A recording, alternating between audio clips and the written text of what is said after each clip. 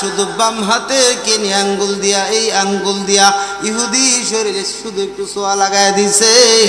40 হাত দূরে গিয়া ইহুদির খেলোয়াড় উল্টা মুল্টা পইরা নাক মুখ দিয়া রক্ত আসা শুরু করে দিছে।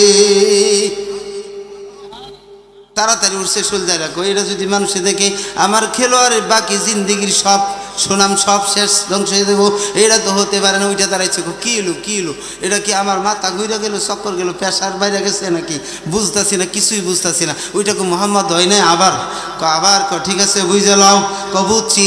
এবার নবী সাল্লাল্লাহু আলাইহি সাল্লাম রে কই মোহাম্মদ আবার ধরা। এবার নবী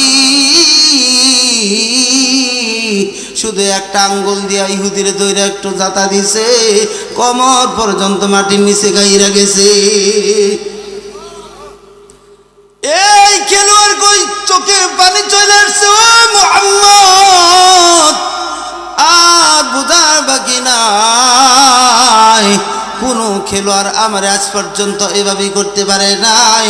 তোমার হাত যখন আমার শরীরে লাগছে মনে হয়েছে সাধারণ কোনো হাত না, এই হাতের সাথে আল্লাহর কুদরতি হাত লাগিয়ে আছে।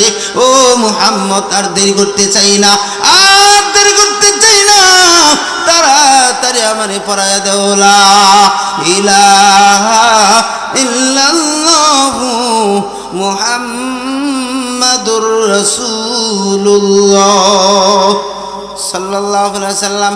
আমার বন্ধু, আমার নবীর উত্তম চরিত্র, আমার নবী খেলার দিক দিয়া প্লেয়ারের দিক দিয়া যেই দিক দিয়া বলবেন আমার নবী সবার উপরে।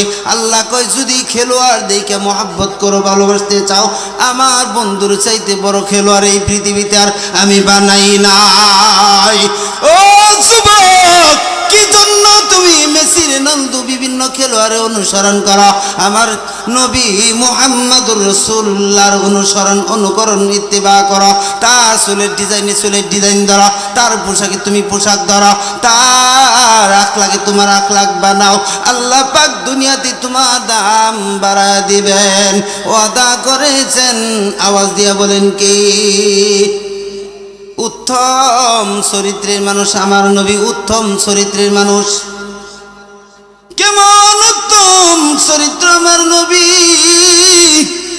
ইহুদিদের এক পণ্ডিত নবীজিরে পরীক্ষা করার জন্য, আমার বন্ধুগণ, আমার বাবাজিরা, নবীজিরে পরীক্ষা করার জন্য ইহুদিদের এক পণ্ডিত এ বাবা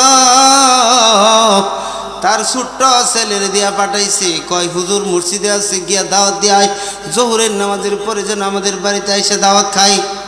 পাঠাই দিছে নবীর দাওয়াত দিতে। আপনারা পাঠান না হুজুরের দাওয়াত দিতে? পাঠান না? এরকমভাবে পাঠাইছে ইহুদিদের এক পণ্ডিতে, ইহুদিদের এক বড় নেতা পাঠাই দিছে মুহাম্মদ রে গিয়া দাওয়াত দিয়া সব দুপুরবেলা যেন আসে আমাদের বাড়িতে।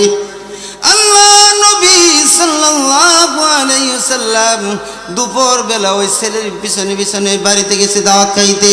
কারণ আমার নবী এই জন্য গেছে, তার বাড়িতে গেলে যদি সে খুশি হয়ে কালিমা পড়ে